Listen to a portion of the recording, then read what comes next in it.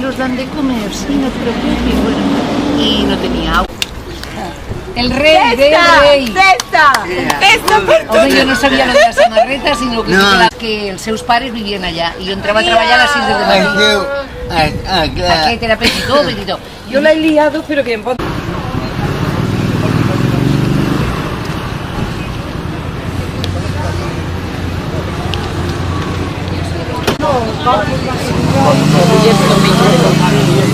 Què aneu?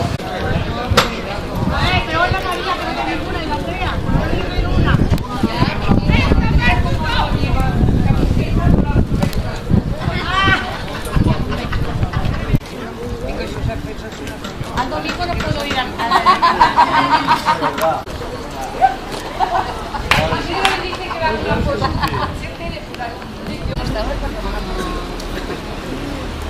Que tendría que ceder un poquito, ya lo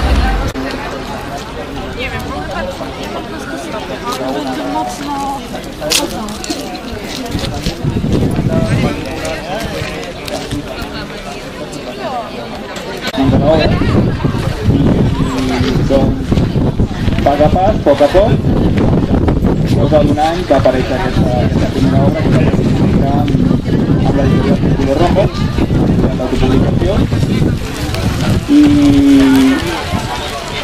va ser una feina bastant llarga perquè romana, però amb un rerefons d'intriga, de misteri, i ens podem trobar en el proper una investigació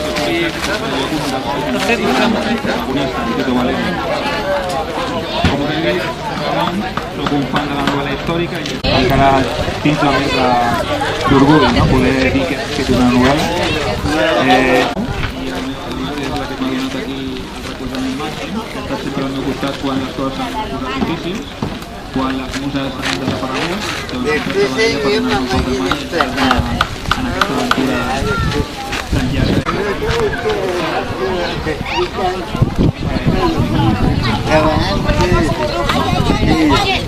Hola, Jordi! Maribel, tira, corre.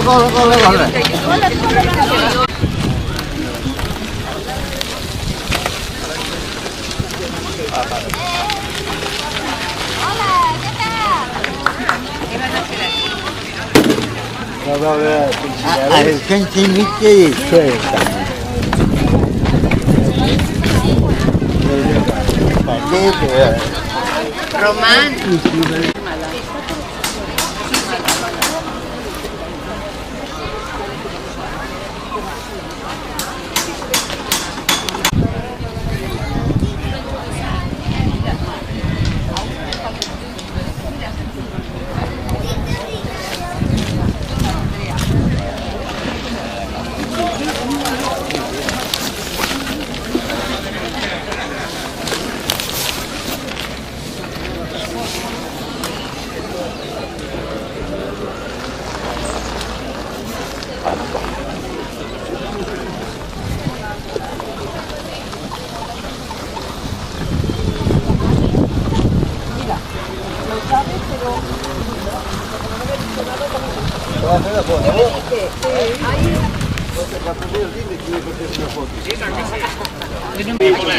Posa't aquí al mig d'ells dos, potser, no? Si pots. A darrere, sí. O aquí al costat. Escolta, estaria més que es vea la camiseta, ¿no? Mamá. Ve que más bonito la camiseta.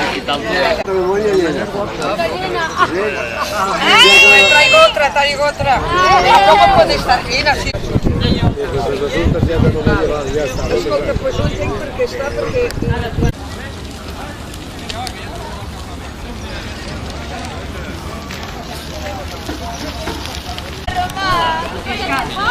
Mirant que poca gent anava a la festa.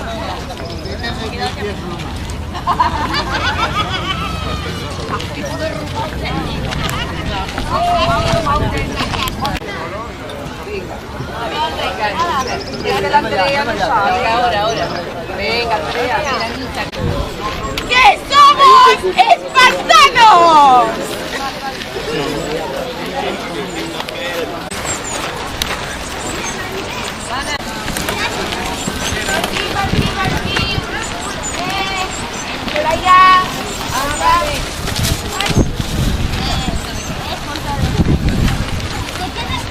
tenia molt... Un cruel assassinat que va vessar un riu de sang i va deixar una taca vermella als peus del Capitoli. Aquesta taca, per més que plogui, no se'n va.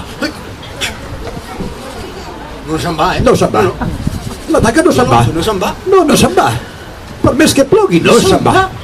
Si voleu veure tot això, us demano que poseu orelles de pam, que no aixequeu el cul dels vostres seients, i demano que Mart, com en altres ocasions, se'n sigui favorable. Va, vinga. Anem a començar abans no abans. Sí. No sortim volant. Sí. Anem a començar. Abans de començar, però, us he d'informar, us he d'assabentar que en aquest petit grup de teatre ambulant, fins no fa massa, gaudíem de la companyia d'un músic. Un músic com aquests aquí, no em digui. Sí. Ai. Però un músic se'ns va morir pel camí per culpa d'un mal de ventre. Ui, quin mal de ventre! Ai, ui, quin mal de ventre! Ui, quin mal de ventre! Més. Ai, que ja ho han entès. Que ho han entès. També gaudíem dels bonics moviments d'una dolça ballarina. Sí.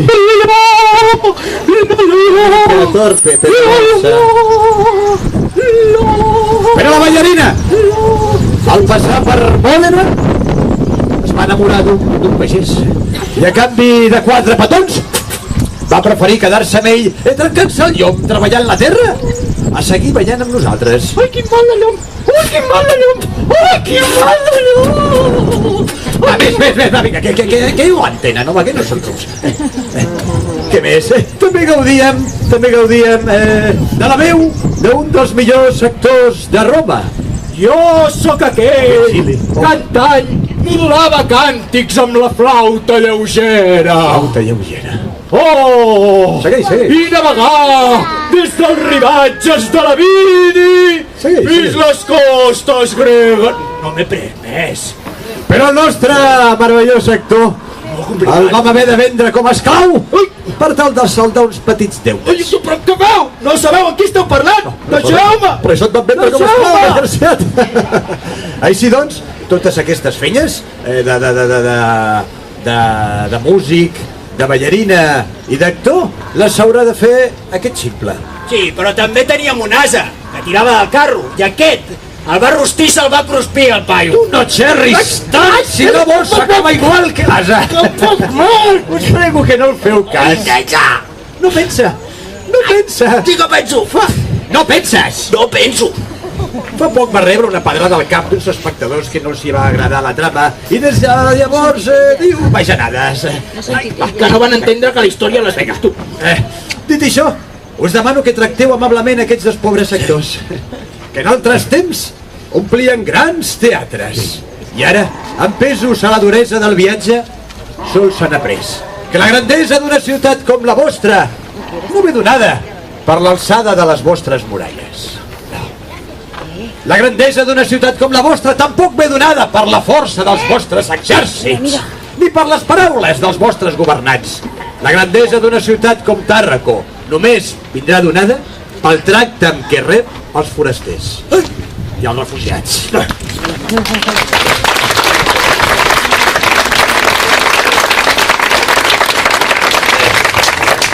Has fixat? Quins sabatots tenen a Tàrraco? Oh, sí. Però si ja arriba la calor, heu d'anar més fresquets com a sola. Sí. No, però d'aquí 4 dies es moriran de calor. Són calents, Però mira què? Ja ho veig. Per l'hivern? Escolta, ja m'ho van dir. Tàrraco, capital de província! Tàrraco. Capital de províncies! Colla de provinciats! Heu de sortir més de casa! Viatgeu a la capital! Jo crec que millor rebem una pedrada, Va, vinga, dit això, no sorprengueu si veieu nobles romans fent l'ofici de comediants. Doncs el mateix Juli Cèsar representarà aquesta farsa. Aquí ve aquesta cara de sorpresa, com si si fos estrany que aquells que manen els agrada fer teatre. Va, ara pareu atenció mentre aquest us explica l'argument de la història. La història és breu, crec que divertida, segur que us agradarà. Vinga, no t'entretinguis.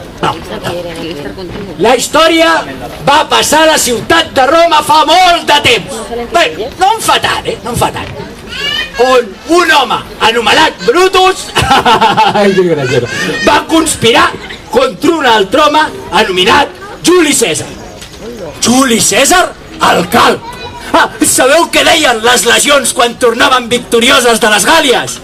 Romans, romans, amagueu a les vostres dones, que portem un calb molt enamoradís. Li ha fet gràcia, com és que no us fa gràcia a vosaltres? Bon riu, home, que podeu riure? No sé per on anava, sí. No se sap si fou la mà de Brutus qui assassinà Juli Cèsar. Tampoc se sap si fou l'enveja. Què està passant aquí? El que és segur és que Juli Cèsar va morir. Espavila, que marxaran! Va, tira! Acaba allà! Va, i ara pareu atenció, perquè veureu com Brutus prepara la seva conspiració. Mireu, aquí arriba, aquí arriba.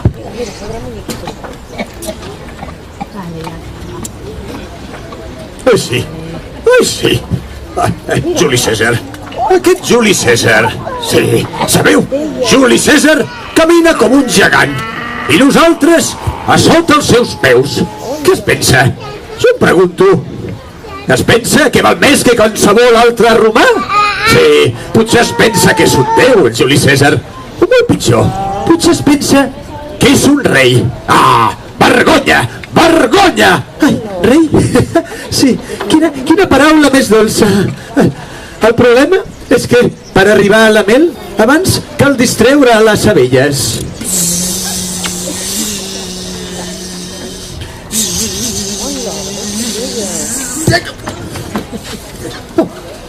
Parlant d'abelles. Hola, Brutus. Sí, hola, Cèsar. Hola, Brutus. Hola, Cèsar. Hola, Brutus. Hola, Cèsar. Hola, Brutus. Hola, Cèsar. Ja n'hi ha prou. Per cert, Brutus, amic, fas mala cara. Que no dorms bé a les nits? És que jo mala cara? Mira, tinc moltes coses al cap. Em sembla que penses massa. Parlant de caps, com em queda la corona? La corona? Bé, et queda bé? Et tapa! Et tapa! És que els nens diuen la veritat. Et tapen el pèl que no tens! Això és el que volia, simpàtic. M'acompanyes a sopar? A sopar? No. Tinc molta feina, estic ocupat. Doncs mira, quedarem demà per berenar. Berenar? No, demà tampoc puc quedar. Ja t'he dit que tinc molta feina. Ara entenc per què fas tan mala cara. El problema és que menges poc i penses massa. Mira, Cèsar, amic, jo menjo el just i necessari, no com tu, que menges massa. Que jo menjo massa? Sí, menges massa. I tu massa poc, i tu massa, i tu massa poc, i tu massa, i tu poc, i tu massa, i tu poc. Bé, sí, el que tu diguis, però me'n vaig. Tinc una cita important. Ai, doncs vés, no et facis esperar.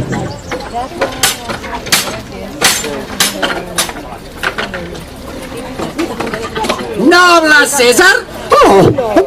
Amic Marc Antoni. Precisament t'esperava. Volia fer-te una pregunta. Soc tot orelles. Escolta'm, què penses d'en Brutus? El veig estrany. En Brutus? En Brutus fa mala cara. Em sembla que menja poc i pensa massa. Això, menja poc i pensa massa. Precisament el que em temia. A més, en Brutus no riu mai. I quan riu sembla que ho faci de mi. Homes així són perillosos. Jo prefereixo tenir al meu costat a ganàpies com tu. A més, m'agradaria que en Brutus fos més gras. Ai, doncs l'haurem de convidar a un bon banquet. No. Diu que no li agrada menjar en Brutus. Mireu, no tingueu por. Els homes prims no saben fer anar l'espasa. Ganàpia, en Brutus no em fa por. El que em fa por és que ell no em tingui por a mi. M'acompanyes a sopar? Mira, tot just m'estava entrant gana. Au, va, anem a sopar, anem a sopar, que m'han dit que hi ha una taverna per aquí fora de muralles que s'hi menja prou bé. Anem.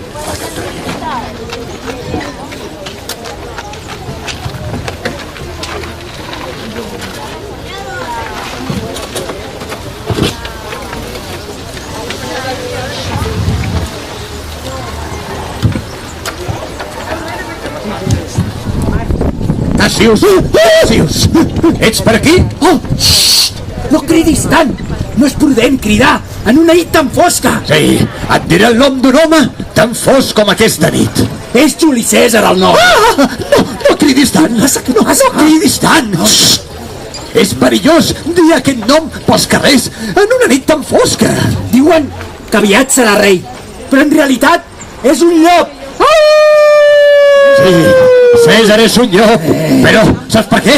Per què? Perquè els romans ens comportem com a béns. Bé! Veus? Cèsar ha de morir. Quan? I on? T'ho explicaré. Demà, al Capitoli. Li direm que ens acompanyi per explicar-li una cosa important. I quan menys s'ho esperi... Quan menys s'ho esperi... Què?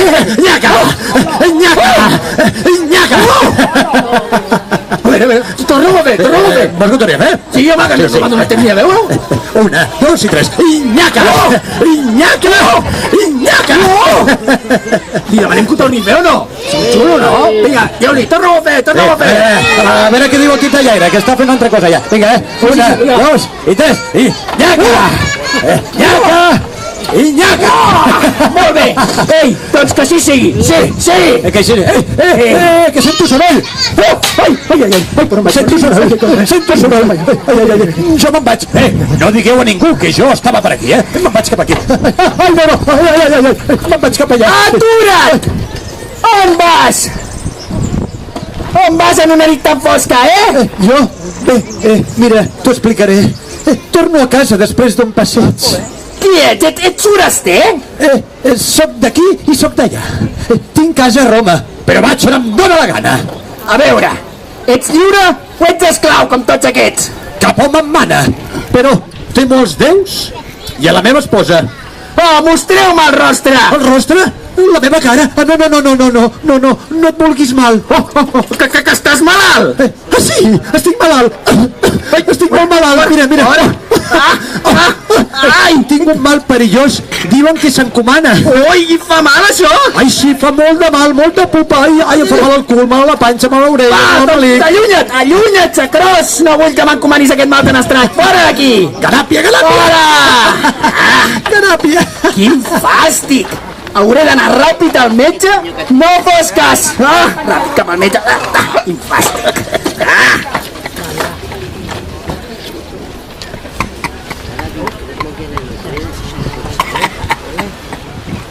Juli Cèsar, el romà més famós, el romà més aclamat, el romà més aplaudit. Però tothom sap que per vèncer un lleó o una fera cal ser valent i una llança i tenir punteria. Però per vèncer un home com en Juli Cèsar només cal afalagar-lo. Oh, Cèsar, quin vestit més elegant porta avui el Cèsar! Oh, Cèsar, quines paraules més sàvies ha dit el Cèsar! Quin acudit més divertit ha explicat el Cèsar! Riu una mica, Quin acudit més divertit ha explicat el Cèsar! Oh, Cèsar! Quin pentinat més subtil, Cèsar! D'entre els centenars de pilotes que envoltaven el Cèsar, hi havia una veu que deia: recorda que ets un home! Recorda que ets un home! Però el Cèsar no va escoltar, perquè es creia Déu, o molt pitjor, es creia un rei. I aviat plourà aquí dins. Però no plourà aigua, no. Plourà sang. Als romans ens agrada la sang, tranquils. Calpúrnia, l'esposa del Cèsar, va somiar. Si voleu conèixer el malson que va tenir Calpúrnia, quedeu-vos aquí quiets i no mogueu el cul de la cadira i del terra.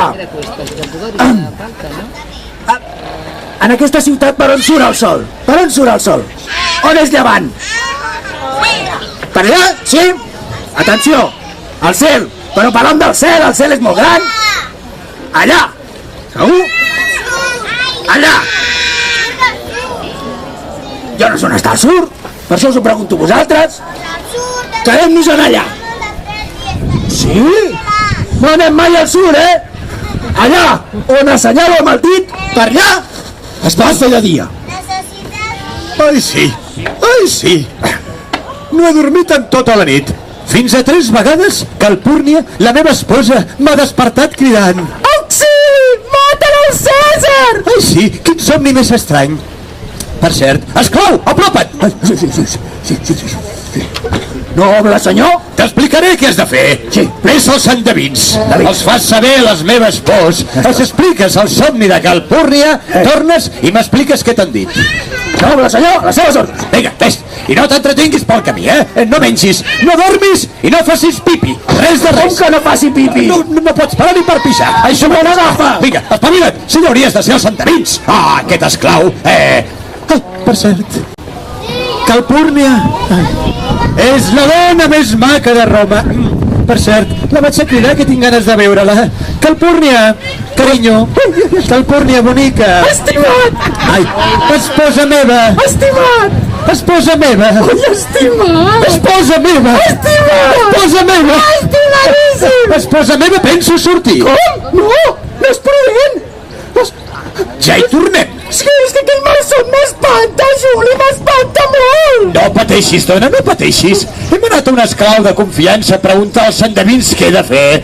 I em dirà què hem de prendre. Escolta'm, per cert, on està l'esclau? On s'ha posat l'esclau? Esclau, vine aquí immediatament. Ja estic arribant. Segur que s'està tocant la panxa. O pitjor, segur que s'està tocant el cul. Sí, on s'ha posat aquest esclau? A mi t'ho senyor. A veure, què diuen els endevins? No m'han dit res del somni, però no volen que sortiu de casa, perquè han vist un presagi. Un presagi? Parla! M'han dit que han vist un ase pujant les escales del Capitoli. Un cop a dalt ha començat a fer allò... Què fan els ases? Més fort, més fort! Això ha començat a bramar i de cop, pam, un llamp i ha caigut fulminat. Ai, escolta'm, i això què vol dir? Doncs no sé. Potser vol dir que plourà. Que plourà? Però com ha de ploure? Si fa un dia fantàstic, home, diguis tonteries. Ja faig la interpretació d'aquest presagi. Potser vol dir que no pugi en cap carro tirat per boles. Sí. O potser vol dir que el Capitoli és ple d'ases que només diuen tonteries. Tu sí que dius tonteries. Calla. No, això vol dir que la ignorància s'esvairà per sempre gràcies a mi. Calpúrnia, carinyo. Calpúrnia, estimada. T'he d'informar d'una cosa, amor meu. Sí, un moment! És tan presumida que sempre que surt s'ha de maquillar. Ai, ara vinc, Calpúrnia, bonica. Surt un segon, estimada. Sí! Estimat. Esposa meva. Ai, estimat. Esposa meva. Ai, estimat, és que esposa meva. El Cèsar sortirà. Com? No, digues que estàs malalt i no pots sortir de casa. O millor encara, digues que és la meva por la que no et deix sortir de casa. Exacte. Mira, cridarem un senador perquè parli en el teu nom. Senador! On hi ha un senador? Hi ha un senador! I ara, parla, Juli. Brutus, mira si n'hi ha de senadors, que sempre surts tu. Sí, és que no hi ha pressupost per més titelles. Vale. Bé, mira, t'he de dir una cosa. T'he d'informar que el Cèsar no sortirà, Com que no sortirà? No sortiràs? Doneu-me un motiu per evitar que el Senat es rigui de tu quan ho hagi explicat. Calpúrnia ha tingut un mal somni i vol que em quedi. Sí, queda't. Cèsar, no hi falteu al Senat. Avui passaran grans coses. seria una burla dissoldre'l fins que la dona del Cèsar tingui somnis millors. La gent podria pensar que el Cèsar és un calçasses i té por. Que jo tinc por? El Cèsar no té por de res. El Cèsar no té por de res. El Cèsar no té por de res. De res. El Cèsar no té por de res. De res. De res. De res. Ja em sento millor. Sort de tu, Brutus. Sort de tu. Apa, anem. Anem al Senat, Brutus.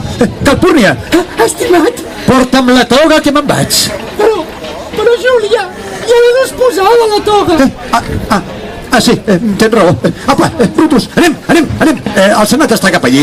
Però vull agafar una cosa de casa. No, tira cap allà. Vinga, cap al Senat. Però t'he dit que abans he de fer un...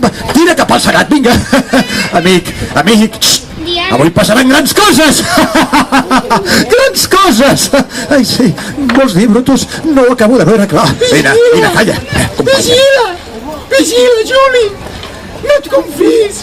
Hi ha molta gent que no t'estima. Hi ha molta gent a la que vas parir. Hi ha molta gent que només viu per una cosa: fer mal a Juli Cèsar. Trosdesa! On està el decorat del Capitoli? L'estic buscant? Però què fas vestit de dona? De Calpúrnia? Despulla't ara mateix! Va, vinga! Farà fred si em Si això d'on ho has tret? El decorat del Capitoli. Treu-t'ho tot ara mateix! No feu cas, està nerviós. És nou en l'ofici de titellaire i no n'encerta ni una. Escolta'm, despulla't i apropa'm el Juli Cèsar. Però és que fa fred! Cèsar ha de morir! Sí. Vinga, això ens anirà bé. Col·locarem per aquí. Vosaltres us imagineu que és una columna, Vinga, porta el Cèsar. Aquest és Cèsar. Aquest és Brutus Molinot. Ei, termineu que s'escala. Però, agafa per les cames. Agafa per les cames. És una cama. És igual. Ai, escolteu-me, aquest se'n vol empalar. Ai, no. Ei, però on està el Cèsar? Però no el trobo per cap racó. Ei, on s'ha posat aquest caram? Ai, quan l'agafi veurà. Ho acabarem de pressa, això. On s'ha posat el Cèsar? On s'ha posat? Ai, no. Ai, és que em vull escapar, tu. Escolta'm, aquests, que no veieu com se les gasten, Tenen molt mala bava, Ei, on s'ha posat el Cèsar, esclau? Vita'l, aquí, ja el tinc, Agafa'l el cap, agafa'l. Ai, vinga, que això és la meva mà, Agafa'l al mig, Ai, un altre contracap i ja està. Ja està. No belluga ja.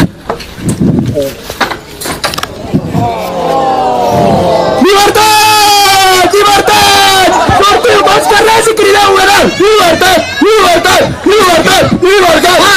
Vesteix-te ara mateix, que està ple de canalla! Has dit que em desmullés? Vesteix-te d'esclau!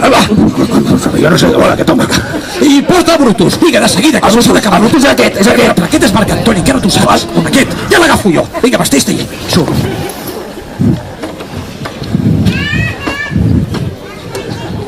Romans! Us demano que no jutgeu aquest acte sense escoltar-me abans. Que tapo. Aquí. Que l'escoltem o què? Voleu escoltar-lo? Si no, Però, doncs digueu-li, va, t'escoltem! Lamento aquest trist final. Cèsar i jo érem amics, però Cèsar era un perill. Jo estimava Cèsar, però estimo més Roma. Cèsar era dolent, era ambiciós, per això l'he mort. Poble de Roma, ara us faré una pregunta. Què? Que ens la faci o no? Sí? Digueu-li, parla! Qui de vosaltres volia ser esclau? Tu vols ser esclau? I la resta? Vale, doncs ja està, ningú. Contem ningú, no? Ningú. Qui de vosaltres volia ser un bàrbar? Ningú. Són tres, però no compten. Doncs no cal que se'n parli més, tot arreglat. És veritat! Brutus és el millor, ens ha salvat! Brutus és el rei! No, que Brutus sigui Déu! Vinga tots! Brutus! Romans!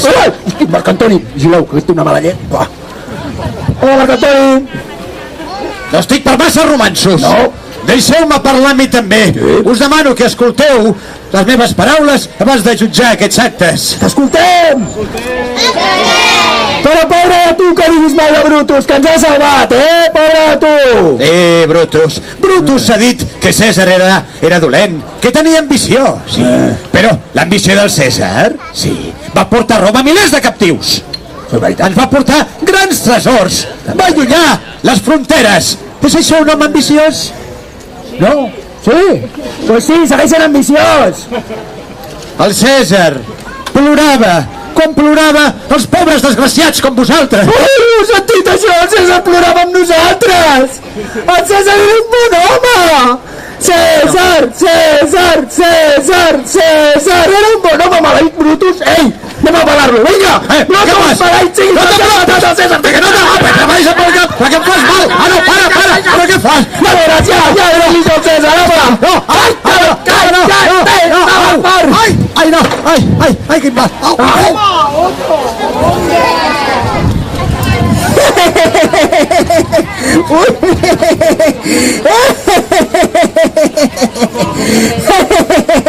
L'ambició del Cèsar no permetria veure el mort sense venjança. Romans i romanes, quin trist final, Us demano que no els oblideu. Les seves morts i els seus actes quedaran entrellaçats amb la història per sempre. I recordeu que la grandesa dels homes com Brutus i Juli Cèsar no ve donada pels seus actes, sinó per les forces que s'hi oposen. Brutus i Juli Cèsar van ser grans, van ser enormes, perquè es van tenir l'un a l'altre en la seva contra.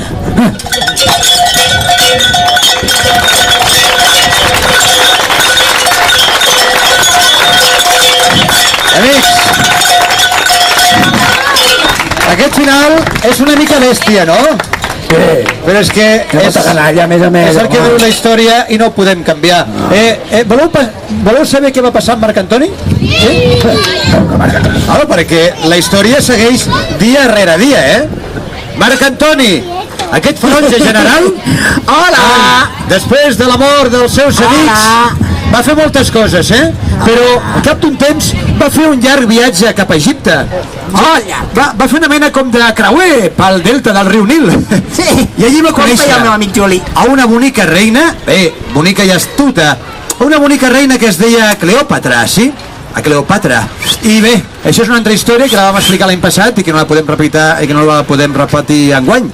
Però com que la cosa va d'Egipte, va, vinga, Marc Antoni, cap a Egipte. Sí. Marc Antoni. Sí. Egipte és cap a Orient. Cap allà. Els soldats. Adéu. Els pobres soldats tenen prou feina. I potser us preguntareu què va passar amb l'esclau que us explicava aquesta història. Ai, l'esclau. Doncs al passar per aquí a vora un poble de platja, un poble de pescadors, va conèixer a una bonica pescadora, es va enamorar, s'hi va casar, va tenir un fill preciós, li van posar un nom de bàrbars, però igualment era preciós, i li va fumar una bona patada al cul al seu amo, i se'n va anar lliure i feliç. I potser us preguntareu què va passar amb aquell titellaire xerraire que no callava mai, no? Doncs el titellaire no se sap contestar, però encara diuen que se'l pot sentir parlar pel fons, a l'horitzó, al fons d'aquelles muntanyes de Prades, explicant històries a tothom que el vulgui escoltar. Moltes gràcies.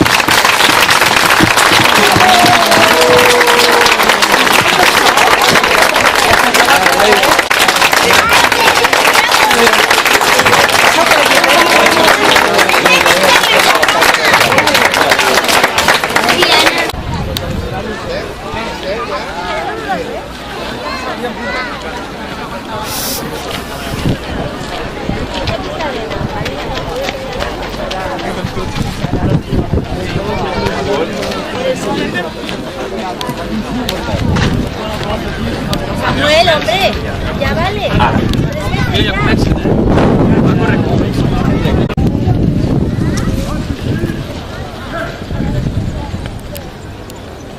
Pueden ver que al lado de los legionarios, de los soldados, hay dos soldados que van vestidos un poco diferente.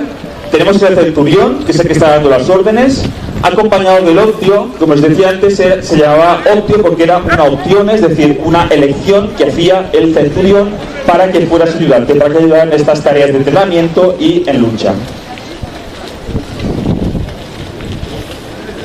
las diferentes tácticas que iremos viendo, irán combinando los elementos que usa el legionario para luchar. Hemos visto cómo utilizaban el escudo con el filo, y ahora vemos otra formación seguramente que resulta bastante más conocida, como es el testudo.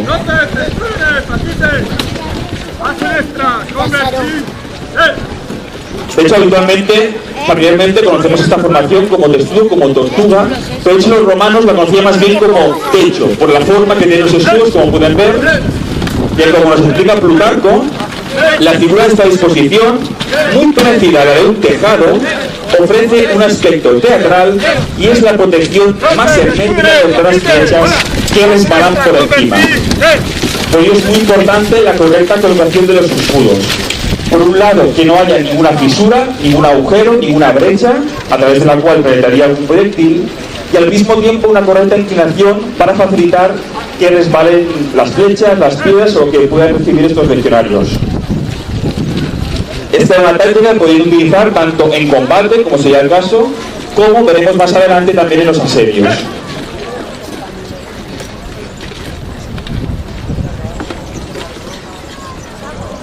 El centurión y el optio van dando las órdenes, van también rectificando la posición que tienen los soldados, porque como les decía, era muy importante que estuvieran perfectamente colocados. Les decía al principio que para entrenarse, los legionarios utilizaban espadas de madera para no hacerse daño y para fortalecerse. Veremos a continuación cómo la usan en una formación conjunta. Ya que el legionario no practica esgrima, el legionario no está destinado a luchar de manera individual, a lucirse él como soldado, sino a luchar en grupo. Y es muy importante hacer correctamente todos los movimientos.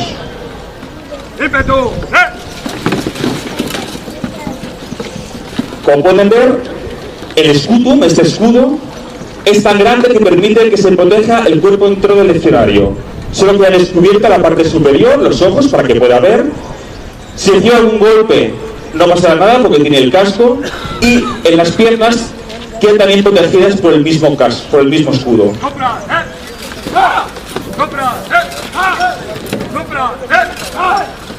¿Qué están haciendo los legionarios?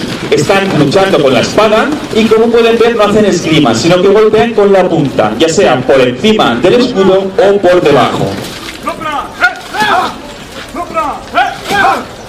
Esto lo hacían por un motivo de efectividad. Es mucho más efectivo clavar la punta que no golpear de canto. Vegecio nos lo explica. Los reclutas aprendían a ir golpeando no con el canto, sino con la punta del arma. Pues los romanos no solamente vencían sin dificultad a quienes luchaban golpeando con el canto, sino que incluso se mofaban de ellos. Y nos lo explica el porqué.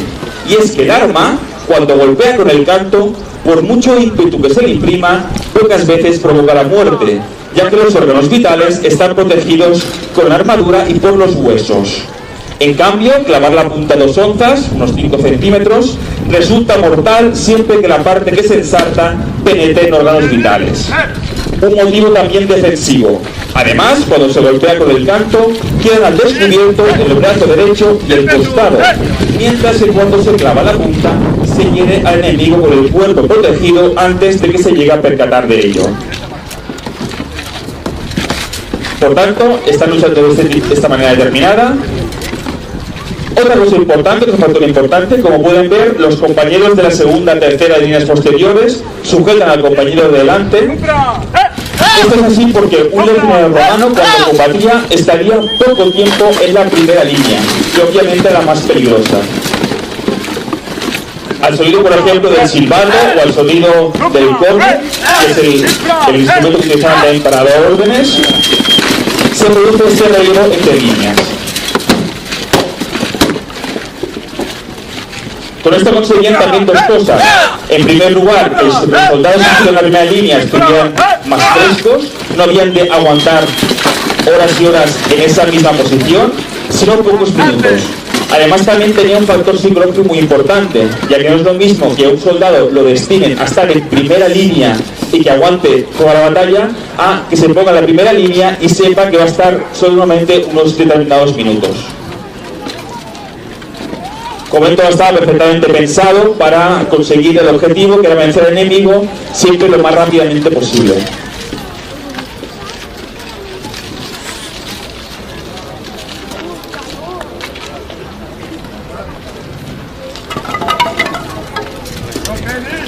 Como pueden ver, utilizamos herramientas, utilizamos elementos de construir a partir de los que se han encontrado, y obviamente a través también de los golpes y tal pues se pueden ir deteriorando, se pueden rompiendo y hay que ir reparando.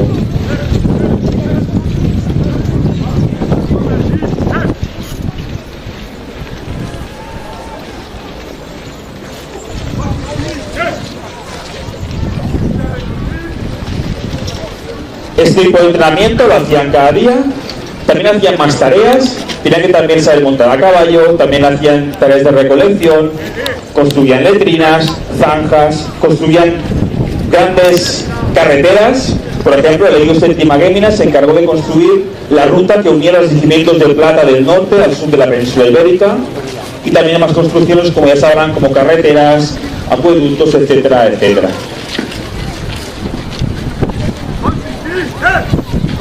Hemos visto cómo luchaba el legionario en conjunto, que realmente como lo hacía él.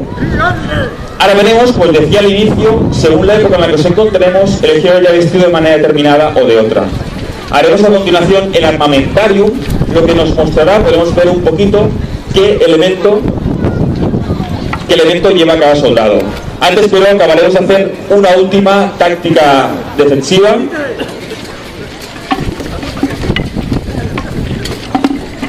La llamada cuña la podían hacer tanto con espadas de madera como también en este caso con el pilu.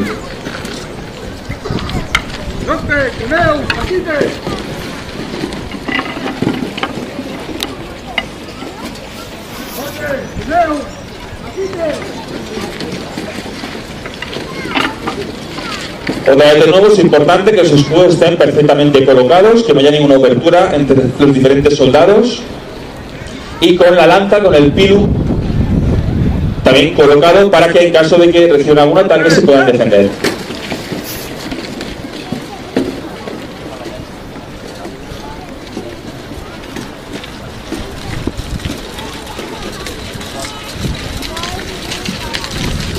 Todo va vestido y que utiliza, que además utiliza un legionario del Alto Imperio.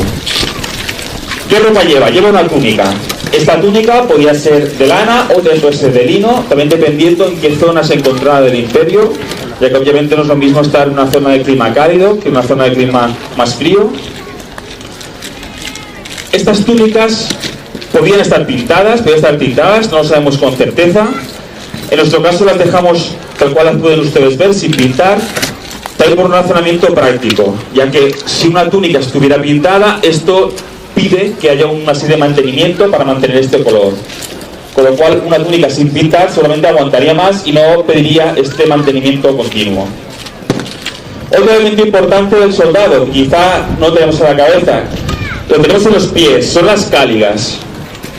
Estas sandalias romanas están pensadas para que el legionario pueda correr grandes distancias en poco tiempo. Como pueden ver, están abiertas. ¿Para qué? Para que el pie pueda transpirar, ya que el zapato cerrado causaría callos, diferentes dolores, etcétera, y no ayudaría a que pudieran recorrer grandes distancias. Son muy resistentes, en la suela llevan tachuelas para evitar que se resbalen, y como os digo, son muy resistentes. Las que pueden ustedes ver aquí, muchas de ellas las tenemos desde hace más de 10 años y aún siguen como no se han roto y las hemos podido continuar utilizando.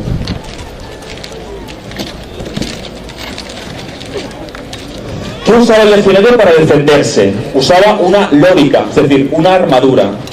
En este caso tenemos de dos tipos.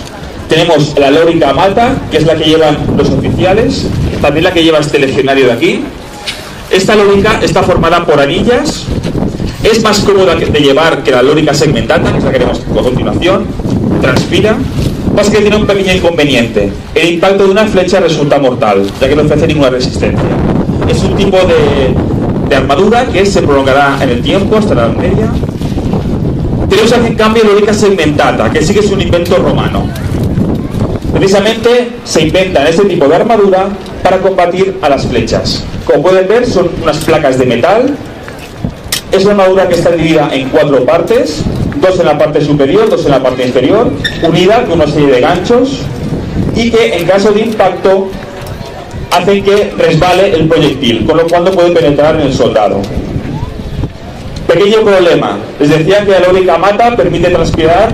La lórica segmentada no transpira nada, son unas placas que están encima del cuerpo, con lo cual en climas cálidos o con mucho calor son como un pequeño horno ambulante. En la cabeza llevan el casco. Hay diferentes modelos de casco según la época. El más común que pueden ustedes ver es el casco gálico imperial, un poco más ornamentado. También estaba el casco itálico imperial, que era parecido pero mucho más barato de la hora de construir. Este casco está pensado al 100% para la protección del soldado. En la parte frontal lleva una visera, esto impide los golpes frontales. En la parte lateral, en la cara, lleva las carrilleras, protegen la cara del soldado, pero muy importante, dejan al descubierto la oreja. También por 2 motivos: para poder escuchar las órdenes de los oficiales y también por una cuestión de equilibrio. En la parte trasera lleva también un protegenuca que hace inclinación hacia la parte de abajo, porque así en caso de recibir un golpe, el golpe resbalaría por la nuca y daría en la segmentada, con lo cual el legionario no podría ser herido.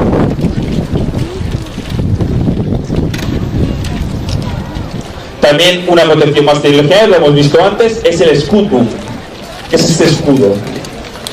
Como os decía antes, es un escudo muy grande, pensado para que el legionario se pueda proteger íntegramente. Como luchaban, como hemos visto antes, agachados, las piernas están protegidas. Está hecho de madera y también lleva unos remaches de metal en 2 sitios, en los bordes y en la parte central. Los de los bordes sirven para reforzar el escudo. Como pueden ver, el escudo, por lo cual si fuera solo con madera se destruiría más fácilmente, y también puede ser utilizado como una arma ofensiva. El legionario puede levantar el escudo y puede golpear la nuca del rival. La otra parte de metal es el hombro, que es en la parte central, también pensada para defender, porque detrás de esta zona es donde está la mano del legionario, y también puede ser utilizada una vez más para golpear al adversario. Como pueden ver, todo perfectamente pensado para todas sus funciones, tanto defensivas como ofensivas. ¿Qué lanza utilizan los romanos de esta época? Utilizan el pilum. Lo hemos visto antes usado en las tácticas defensivas, pero este tipo de lanza está pensada para ser lanzada. Como pueden ver, está hecha de madera, una parte metálica en la parte superior, que por la forma que tiene se podía clavar fácilmente en un escudo, y con eso se conseguían 2 cosas. Por una parte, inutilizar el escudo del adversario, y por otra, evitar que el enemigo pudiera volver a lanzar la lanza. Ya que en un lanzamiento de lanzas, precisamente, un problema también que hay es que el enemigo puede recoger estas lanzas y te las puede devolver. Con ese tipo de punta, que se puede doblar fácilmente, se consigue evitar esto. La arma ofensiva también por excelencia del legionario sería la espada, ya la hemos visto antes. Hay también diferentes tipos de espadas según la época. Y la función la hemos visto anteriormente. Tienen esta punta, que es la que realmente utilizan para luchar. Solamente, como os decía antes, clavando la parte frontal de la espada, la parte de aquí, ya se consigue mucho daño al enemigo, más que no con el canto. De hecho, es un motivo práctico, ya que el hierro de esta época tampoco es muy bueno, con lo cual, si luchaban canto contra canto las espadas, se destrozaban muy fácilmente. Hay también el puñal, el pugio. Este pequeño puñal se utilizaba sobre todo en las tareas diarias, para hacer la comida o para cazar, pero también podía utilizarse en caso de necesidad para combatir. Ya que, como pueden ver, el sistema es el mismo. Se utiliza la punta para acabar el enemigo, con lo cual pueden luchar también con este puñal. Por último tenemos el cinturón, el cingulum, pensado para proteger los genitales del legionario. Como pueden ver, en la parte frontal lleva una parte que es móvil, no es fija, porque sería un poco práctico, un poco cómodo, lleva una protección fija en la parte delantera. Aparte también, estas tiras de cuero con los remaches metálicos hacen un sonido también característico, con lo cual nos tenemos que imaginar a 5.500 soldados haciendo este ruido, sumándole el ruido de las cáligas, pisando el suelo. Todo este murmullo también tenía un efecto que causaba temor al enemigo. ¿Esos de atrás son de sus enemigos? Bien, hasta aquí hemos visto la demostración del ejército, es decir, del ejército, cómo se hacían ejercicio. A continuación pasaremos a la siguiente demostración.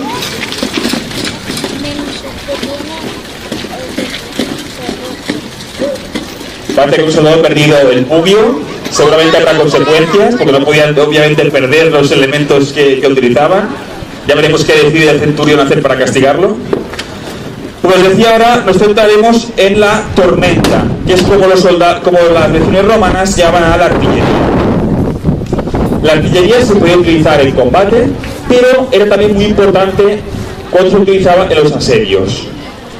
De hecho, en las grandes batallas, pocos generales decidían luchar a campo abierto, porque era una manera de luchar obviamente que provocaba muchas bajas, y raras veces resultaban decisivas este tipo de batallas. Porque después de haber combatido, tendrían que conquistar las diferentes fortificaciones, diferentes puntos estratégicos. Y esto se lograba a través del asedio. Es por eso que veremos de manera muy breve diferentes tipos de asedio, luego lo veremos en demostración. Una fortaleza, una ciudad, se podía conquistar de tres maneras diferentes. Lo que se llama repentina o pugnatio, es decir, un asalto rápido, que solamente se podía hacer si unían una serie de características. La fortaleza de la ciudad tenía que estar mal defendida y el enemigo, la persona que quería entrar dentro de esta fortaleza, debía utilizar elementos externos. Por ejemplo, aprovecharse del clima, si hacía mal tiempo, si era de noche, aprovechar la luz de la luna, o sobre todo, lo que era la táctica más efectiva, que era a través del engaño. Es decir, que una persona de dentro de la fortaleza fuera un traidor y facilitara la entrada de los soldados dentro de esta fortaleza. Como os digo, es un tipo de asedio que se daba muy pocas veces porque era bastante complicado reunir todas estas condiciones. Luego tendríamos el obsidio, que era el bloqueo, es decir, bloquear una ciudad, una fortaleza. Sería un bloqueo parcial, se conseguía el éxito parcial, o total si se conseguía de manera completa. ¿Qué hacían en el bloqueo? Pues tenían que evitar que desde fuera se pudieran enviar refuerzos, es decir, más tropas, y también se tenía que evitar que desde fuera de la fortaleza de la ciudad recibieran también más alimentos. Eran, como se puede imaginar, una táctica muy lenta, podían tirar de hecho años haciendo este tipo de asedios, con lo cual se debía disponer de muchos hombres y de mucha maquinaria y de mucha estrategia para poder llevarlos a cabo. Por último tendríamos la lonquingua o pugnatio, que es el caso típico de un asedio de larga duración que combina esos elementos, es decir, el bloqueo de la fortaleza de la ciudad y por otro lado entrar por la fuerza.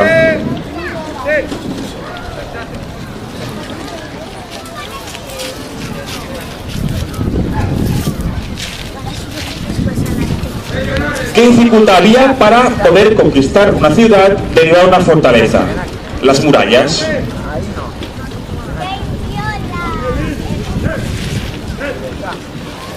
Lo que veremos a continuación será una demostración de cómo se podía derribar, cómo se podía conquistar una ciudad derribando las murallas. Utilizaremos este muro de paja que tenemos aquí para hacer la demostración. Una muralla se podía derribar de tres maneras diferentes. Se podía conquistar superándola por encima, es decir, utilizando cuerdas, escalas, utilizando diferentes tipos de elementos para poder subir por encima. Se podía derribar a través, por ejemplo, de arietes o de artillería, como veremos luego. Otra manera también de entrar dentro de una fortaleza era por debajo, es decir, con una serie de picas, hacer unas minas que lo que perseguían era un doble objetivo: o bien hacer estas minas para que los soldados pudieran penetrar a través de las minas en el interior de la fortaleza, o bien con estas minas conseguir debilitar la estructura de la torre o de la muralla para que cayera. ¿Cómo lo hacía? Lo estamos viendo. Hemos visto antes la táctica del testudo, utilizada en un ataque, por ejemplo, en un combate. Ahora vemos que también la utilizarían para intentar conquistar una muralla. Resulta difícil de ver, pero en la primera línea tenemos a unos legionarios con unas picas intentando hacer el agujero para hacer las minas, y el resto de compañeros les protegen haciendo el testudo. Les comentaba antes que denominaban testudo, lo asemejaban a un tejado por la forma. Como pueden ver, se están lanzando una serie de objetos, obviamente ahora son inofensivos, en su época no serían inofensivos, para intentar que estos soldados no puedan hacer estas tareas. Se lanzaban palos, obviamente se lanzaban flechas, se lanzaban piedras, se lanzaba aceite hirviendo, etc. De hecho, por ejemplo, en la Guerra Civil del año 69 se comenta que mientras una legión intentaba entrar en una fortaleza utilizando estos sistemas, la legión que la estaba defendiendo, harta y cansada de lanzar todo tipo de elementos, flechas, piedras, etc., decidieron lanzar una máquina de artillería encima de un testudo de los romanos. Obviamente destrozaron el testudo, pero también destrozaron parte de la muralla.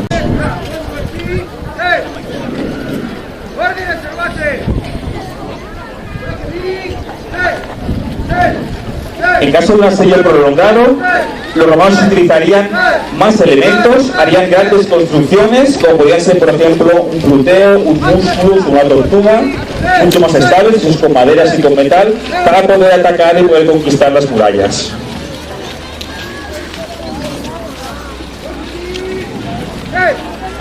Además de hacer estas prácticas que hemos visto de combate, los romanos también practicaban cada día la artillería, lo que ellos llamaban tormenta.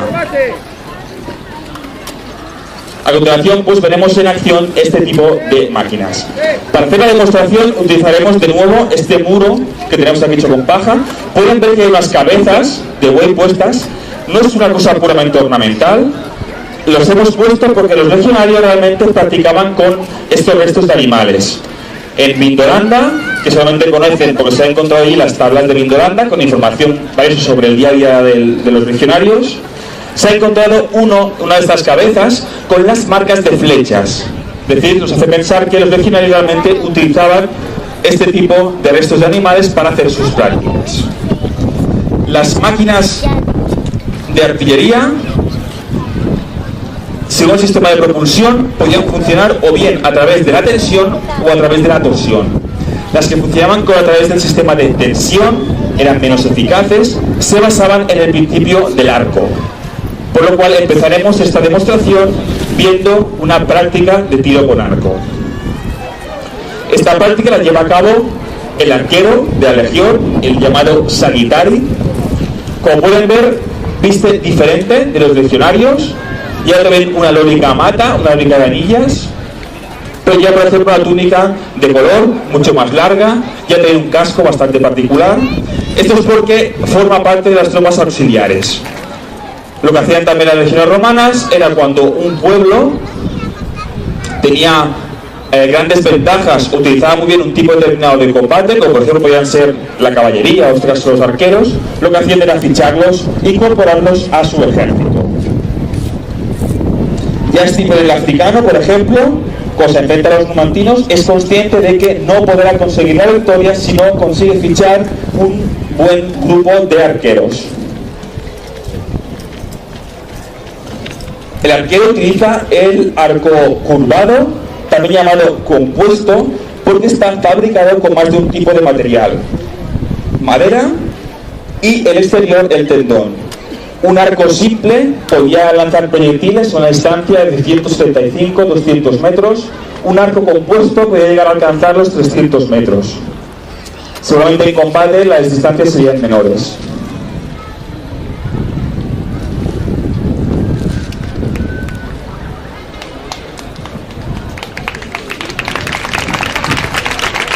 Sería este un ejemplo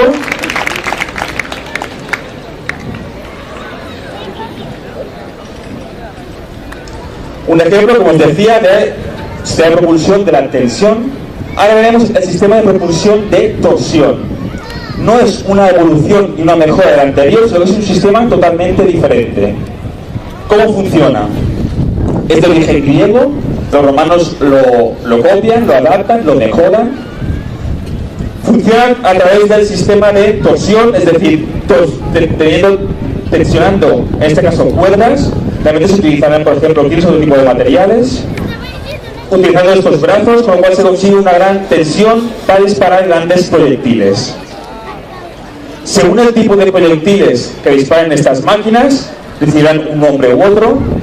Aquí tendríamos una catapulta, también llamada Scorpio, que lanzaría flechas, y detrás la balista, que lanzaría proyectiles, lanzaría rocas, piedras, etc. Veremos en primer lugar la demostración de esta catapulta,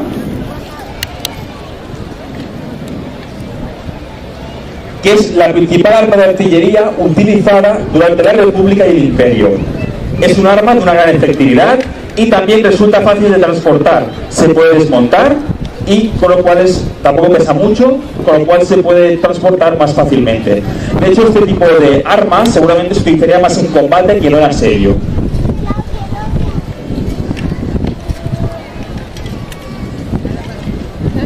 Según la medida de la máquina, estas catapultas recibirían un nombre u otro. Por ejemplo, había una catapulta que recibía el nombre de 3 palmos, que es como le llaman los griegos, porque sus flechas medían 70 centímetros. Este tipo de catapultas, un poco más pequeñas, se llaman Scorpio y reciben este nombre porque, según nos explica Vegecio, provoca la muerte con unos dardos pequeños y ligeros. Es decir, se asemeja a lo que sería una picadura de un escorpión. Se han encontrado restos de este tipo, de una máquina como esta, de una Scorpio, por ejemplo, en Empurias.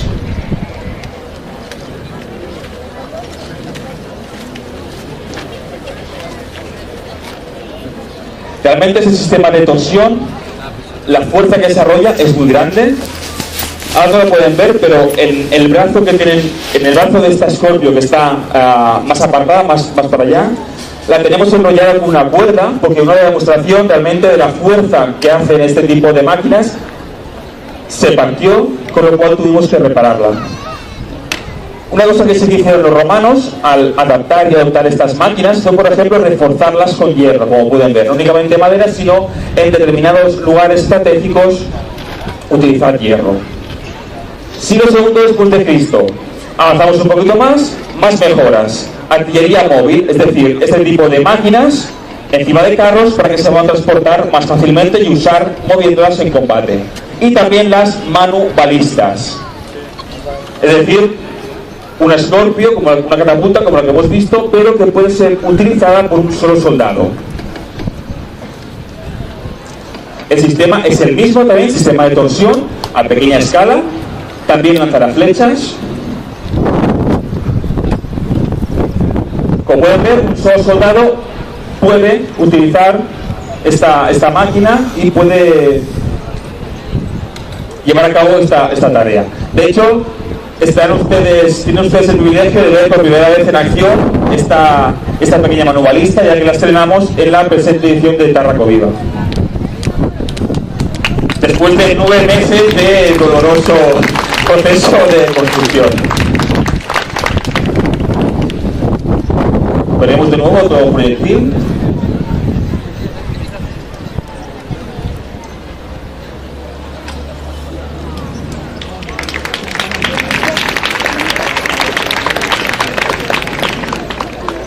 Bien, veremos a continuación la principal máquina de 2 brazos utilizada para lanzar piedras, la llamada balista. Su medida podría ser muy diferente. Seguramente existían máquinas de más de 8 metros de altura.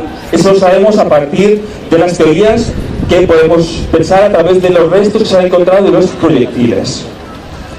Un momento determinado que las religiones decidieron incorporar este tipo de máquinas, con lo cual había una persona encargada, el Praefectus Fabrum, era el encargado de o bien fabricar o bien hacer el mantenimiento de estas máquinas, con lo cual cada legión tenía cierta independencia. Es posible probablemente que en Roma hubiera un almacén destinado a poder abastecer en caso de necesidad a las legiones para poder o construir más máquinas de este tipo o repararlas.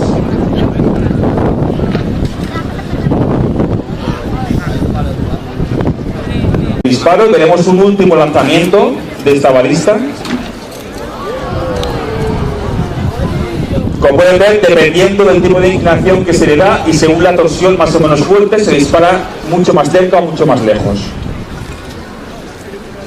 Bien, una vez vista la demostración de Exercitus, de cómo luchaban los legionarios, vista la demostración de Tormenta, de artillería, para finalizar lo que haremos será recrear a pequeña escala cómo se daba la bienvenida al recluta. Les decía antes que tenía que superar la probatio, estas pruebas, pasaba una serie de meses que tenía que entrenarse con sus compañeros, los que serían sus compañeros, y entonces una vez al año se llevaba a cabo un proceso ritual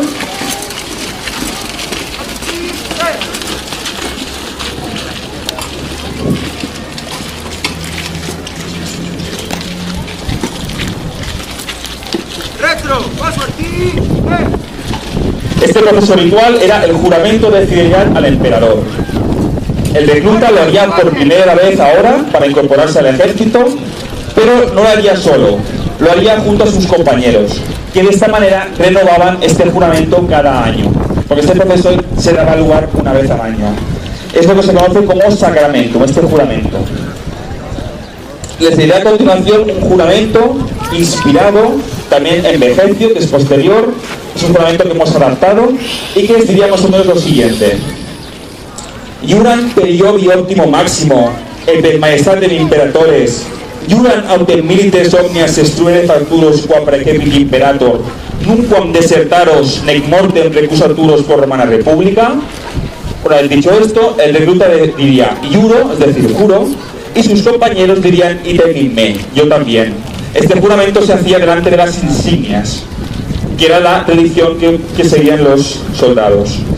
La traducción más o menos sería la siguiente: juráis por Júpiter óptimo máximo y por la majestad del emperador, juráis que realizaréis lo mejor posible todos los trabajos que el emperador os ordene y que no desertaréis jamás y que no rehusaréis morir por la República Romana. El recluta diría juro, y sus compañeros repetirían nosotros también.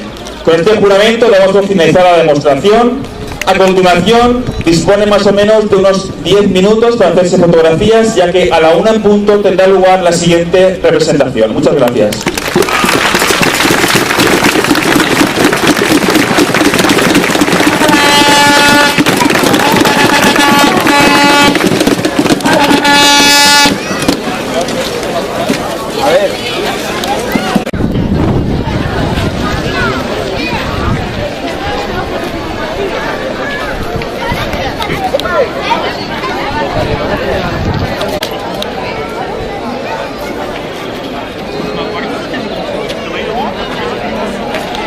Soldados a caballo, escogidos de entre los ciudadanos con más riqueza.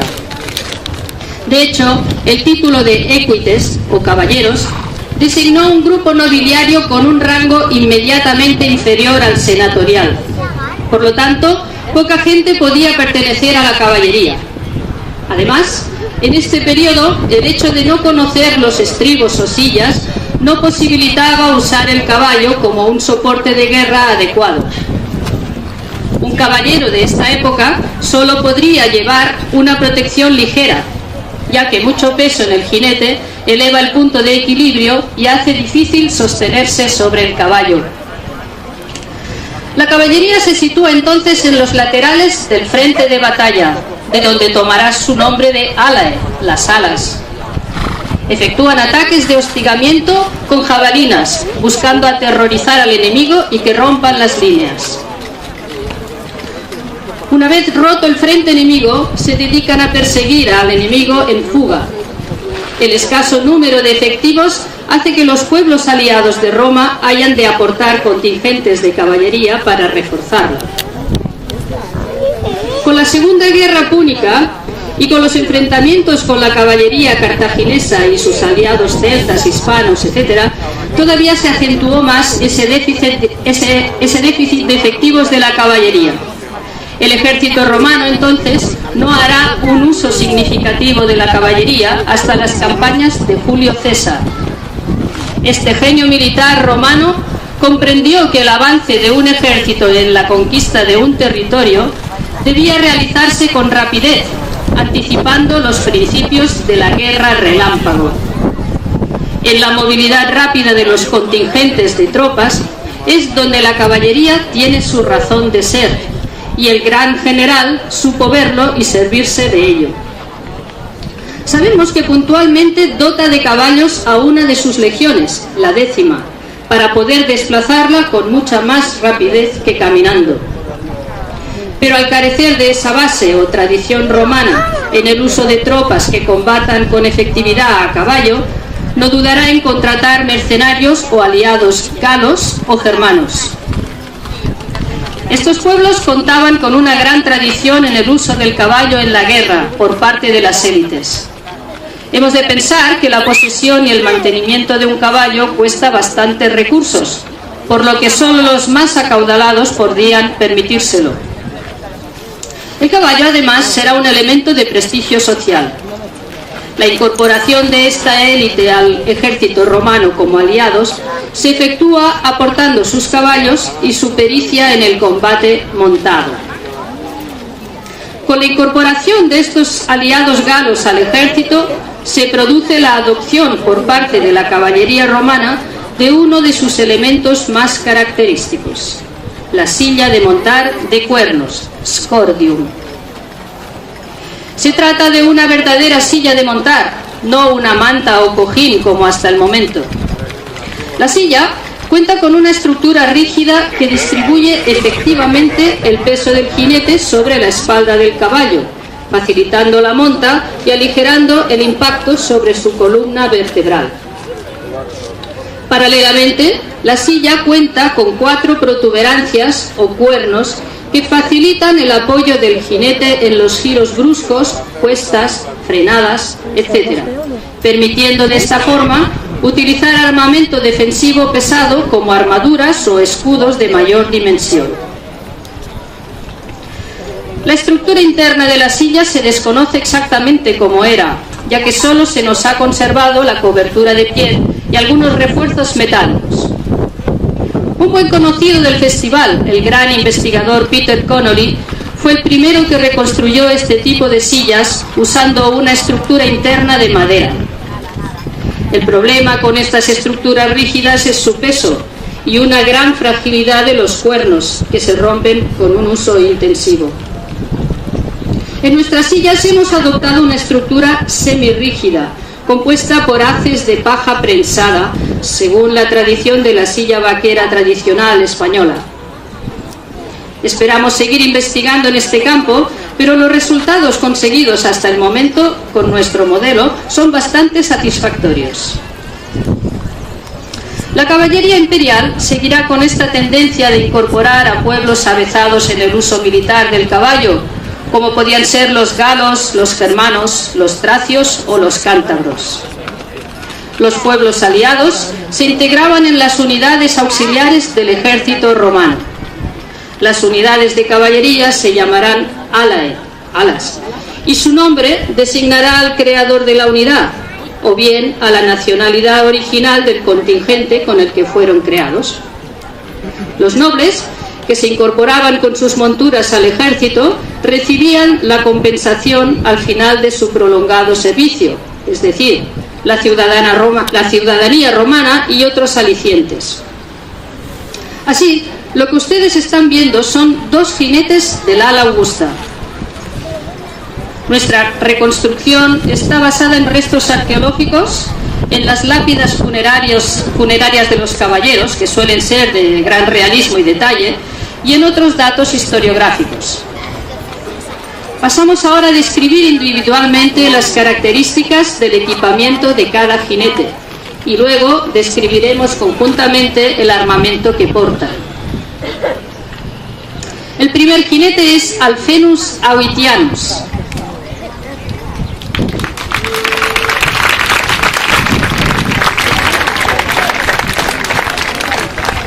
Se trata de un noble perteneciente a la tribu de los bátavos, pueblo germano que se dedicaba casi por completo a la guerra y a un entrenamiento militar continuo, que incluía, como no, el manejo de caballos. El jinete lleva un casco con máscara, que pese a dificultar la visión y la respiración, protege la cara del guerrero, y sobre todo producía un efecto impactante sobre los enemigos, mostrando su aspecto hierático y deshumanizado. armado, que debía resultar terrorífico. La calota, o cúpula del casco, estaba forrada de crin de caballo trenzada, formando decoraciones y acolchando el exterior del casco. Fíjense que el cubrenucas es mucho más pequeño que los modelos de infantería, para evitar deslocamientos en caso de caída. El casco limita la visión lateral e inferior, pero este hándicap debió ser considerado necesario. Algunos investigadores piensan por ello que estos cascos solo se usaban en paradas militares, desfiles o en la llamada hípica gimnasia, que eran ejercicios ecuestres donde dos equipos con vistosos equipamientos se lanzaban proyectiles inofensivos. La robustez de algunas máscaras de este periodo, sin embargo, nos hacen pensar que debieron ser utilizados también en la campaña. El jinete lleva una armadura de anillas con refuerzo en los hombros, similar a las de la infantería, pero más cortas para facilitar la montura. Debajo lleva un acolchado protector con flecos o tébugues de color rojo. La túnica de manga larga es de tipo germano, siguiendo la moda de su tribu de procedencia y con decoraciones de telar de tablillas. Lleva unas fraque o pantalones de cuero. Esta prenda era mal vista por la tradición romana, pero es casi imprescindible a la hora de montar a caballo. Según las representaciones escultóricas, los pantalones se llevaban un poco por debajo de la rodilla, protegiendo los muslos, que es la parte más utilizada para montar y sujetarse en el caballo. A diferencia de la infantería, el jinete calza unas botas cerradas bajas o calcei. Este tipo de calzado era menos apropiado para las marchas, pero es idóneo para su uso en caballería. Igualmente, a partir del siglo II, cuando el ejército romano reduce su movilidad, este calzado sustituirá a las conocidas calibre. Algunos caballos necesitan el uso de espuelas como ayuda para que el jinete transmita sus órdenes al caballo, pero en nuestro caso el caballo no las necesita. En época antigua pasaba igual, y solo algunos animales y jinetes las utilizaban, siendo los ejemplares romanos de espuelas bastante reducidos de tamaño en comparación con otras épocas. El escudo que lleva, con los motivos y emblema de la unidad, tiene una forma hexagonal, muy habitual en los guerreros germánicos. El escudo lleva un sistema de correas que permiten utilizarlo simultáneamente a las riendas. Pasamos a comentar su caballo. Los caballos en la antigüedad eran de una talla inferior a la habitual en nuestros días. La altura habitual de un caballo, según los restos hallados en fortificaciones militares, rondaba entre 1,20 m y 1,50 m. Por tanto, algunos caballos hoy en día entrarían en nuestra categoría de ponis.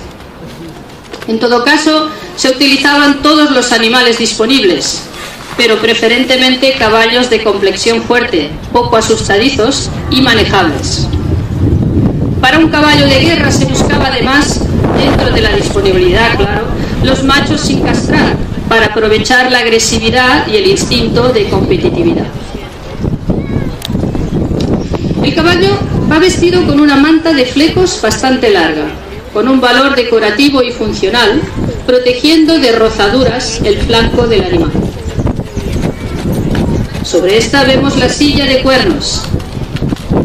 La silla va sujeta por una cincha que abraza el tórax y por unas correas delanteras y traseras que impiden que la silla se escurra hacia adelante o hacia atrás en las pendientes o bien durante las maniobras bruscas. Estas correas sirven también para sujetar unos pendientes decorativos que suponemos debían ser un tipo de condecoración militar. Las correas se articulan en torno a unas anillas, modelo que será sustituido por el uso de unos discos metálicos o faleras, como veremos en el otro caballo.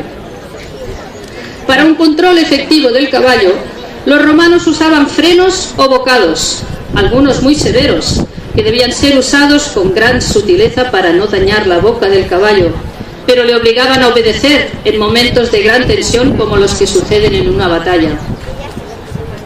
Nosotros no queremos lastimar a nuestros animales, por eso utilizamos modelos más suaves usados en esta época, como el bocado partido, que en este caso lleva unos palillos para ayudar en los giros laterales. La cabezada va decorada con discos.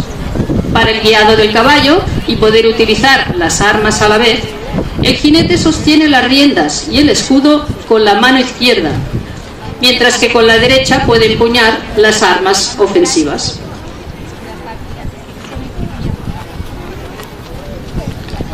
El segundo jinete es Flavius Bassus.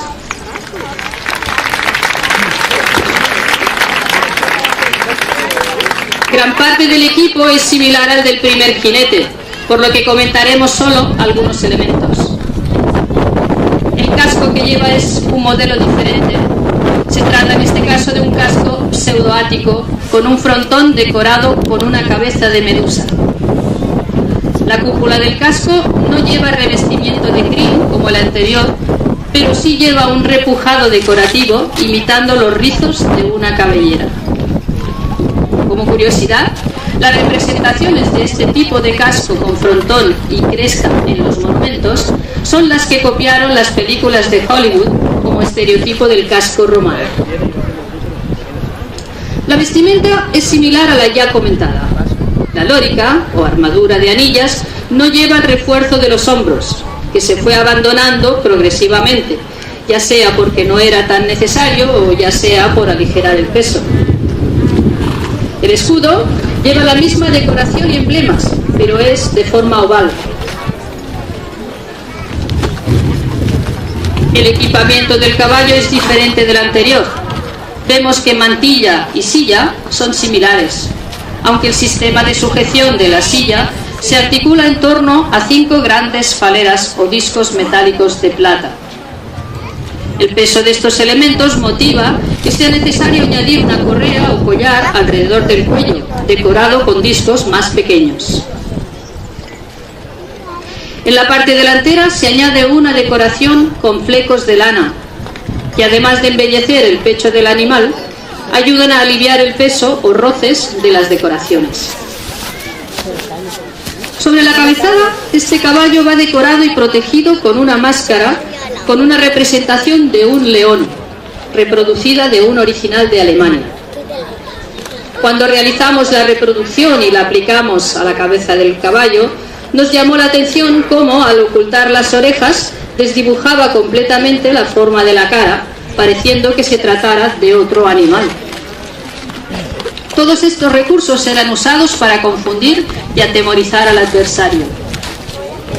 El gran valor que debió tener el conjunto de todos estos elementos decorativos nos recuerda la importancia que se le daba al caballo y cómo el propietario lo embellecía y se enorgullecía de ello. Pasamos ya a la descripción del armamento. Primero mostraremos y explicaremos las armas conjuntamente, para luego mostrar cómo se utilizaban. Por lo reducido del espacio y por motivos de seguridad, solo uno de los jinetes realizará la demostración práctica.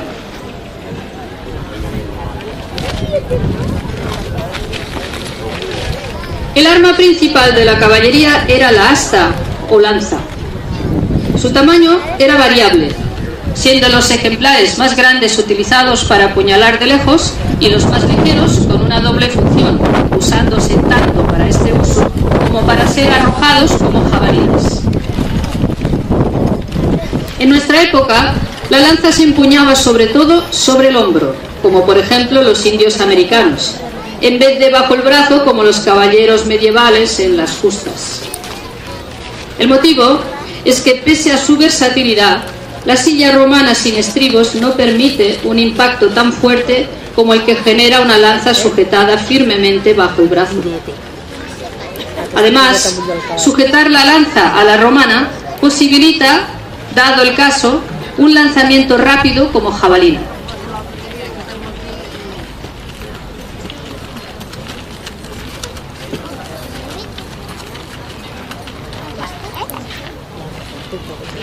Otro tipo tipo de proyectiles eran los Iaculi, unas jabalinas de reducido tamaño que podían ser arrojadas a gran distancia en las fases iniciales de la batalla.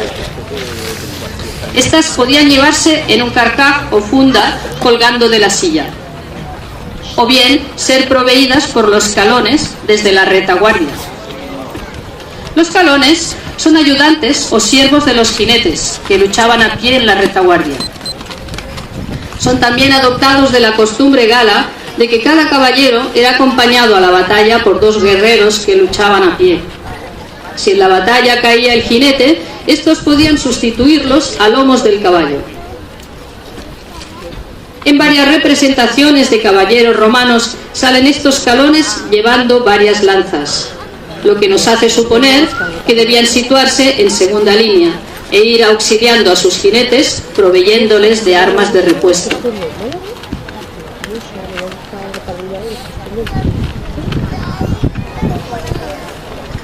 Aparte de las armas de asta, el arma más temible del eques era su larga espada, la spaza. Son largas y estrechas, con una forma similar a la de los gladius de infantería. Se utilizaban básicamente para cortar, con lo que su uso primordial era atacar a formaciones de enemigos dispersas, poco protegidas o en desbandada.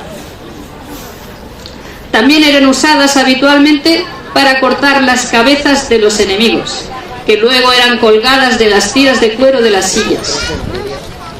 Esto era de nuevo una costumbre habitual entre galos y germanos.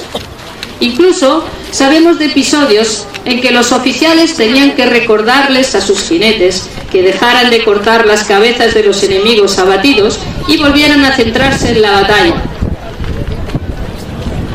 Ahora sí, vamos a probar las armas sobre nuestros enemigos ficticios.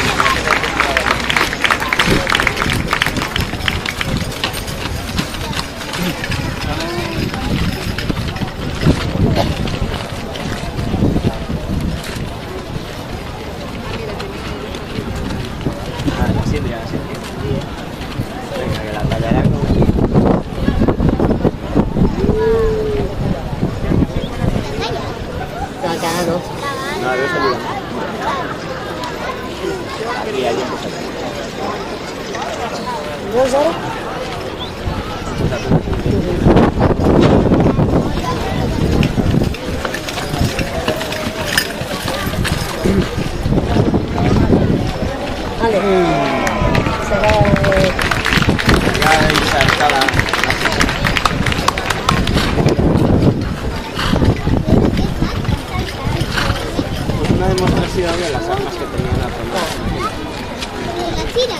Bueno, ara segurament la faran.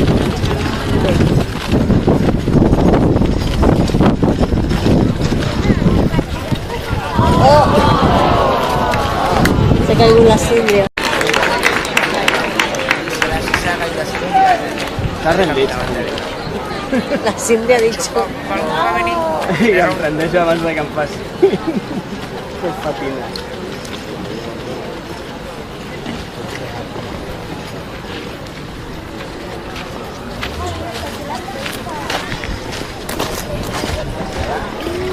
¡Hola!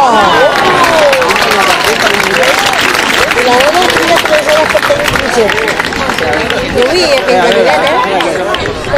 Malagaita. Malagaita es una... Ah, no. El jinete también podía luchar a pie, para lo cual su caballo debía estar entrenado para seguirle en la batalla.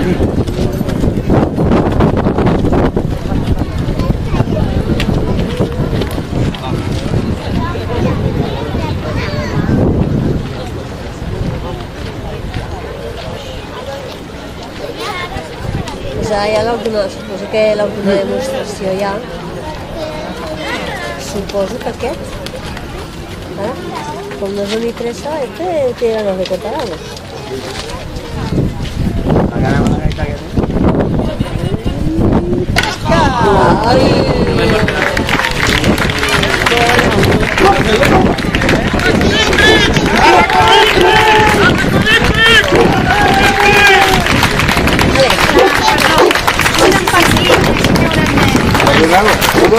Con esto damos por finalizada nuestra demostración. Muchas gracias por vuestro interés. Por motivos de seguridad y dada la cantidad de personas presentes, les aconsejamos acercarse a los caballos. En todo caso, hagan caso del personal de la actividad o de la organización. Muchas gracias.